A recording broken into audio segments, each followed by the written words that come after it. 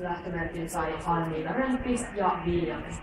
Tämän korin isä on Wilhelm-poika, emä Viljakka ja emän isä V.T. Wiesling.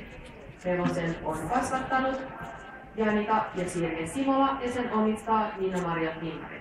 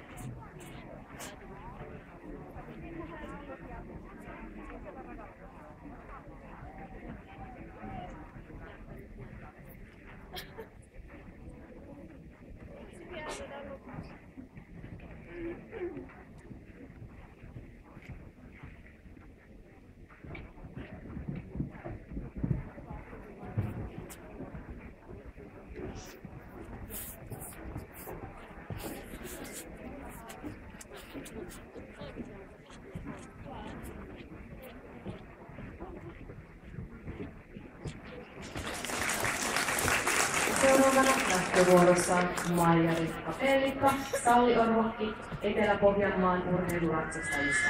Valmistautuvat Lindholm, Heleniuk ja Reunanen.